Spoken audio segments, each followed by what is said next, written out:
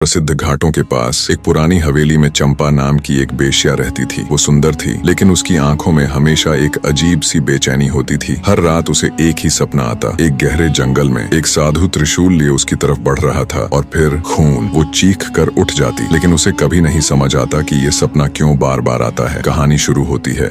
एक दिन घाट पर भिक्षा मांगते हुए उसे अघोरीनाथ नाम का एक साधु दिखा। उसकी आंखें गहरी थीं, जैसे उसमें पूरा ब्रह्मांड छिपा हो। लेकिन जैसे ही चंपा की नजर उस पर पड़ी, उसके शरीर में अजीब कंपन होने लगा। उसे लगा कि यही वही आदमी है जो उसके सपनों में उसे मारने आता था। चंपा ने घबराकर अपनी सहेलियों को बताया, लेकिन किसी ने उसकी बात पर ध्यान नहीं दिया। पर वो मन ही मन निश्चय कर चुकी थी, उसे इस साधु का रहस्य पता लगाना था। साधु से सामना। अगली रात चंपा ने घाट पर जाकर साधु के पास बैठने की हिम्मत जुटाई। चंपा, बाबा, क्या हम पहले कभी मिले हैं? अघोरीनाथ गंभीर स्वर में। शरीर नया हो सकता है, आत्मा नहीं। चंपा के रोंगटे खड़े हो गए। साधु ने उसकी तरफ देखा और धीरे से मुस्कुराया। अघोरीनाथ, क्या तुम्हें सपने आते हैं जिसमें कोई तुम्हें त्रिशूल से मारता है? अब चंपा पूरी तरह से डर गई। वो बिना कुछ कहे भागने लगी, लेकिन साधु ने आवाज दी, सच से भागोगी तो सवाल पीछा करता रहेगा। पिछले जन्म का रहस्य डरी हुई चंपा उसी रात साधु के पास लौट आई और पूरी सच्चाई जानने के लिए तैयार हो गई। साधु ने उसे पास बिठाया और अपनी आंखें बंद कर ली। तुम्हारा जन्म इस जीवन में बेशक एक बेश्या के रूप में हुआ है, लेकिन पिछले जन्म में तुम एक राजकुमारी थी, राजकुमारी कमलिनी, और मैं कोई और नहीं, वही साधु हूँ जिसने तुम्हें मारा था। चंपा का शरीर सुन्न हो गया। साधु की कहानी। तुम्हारा विवाह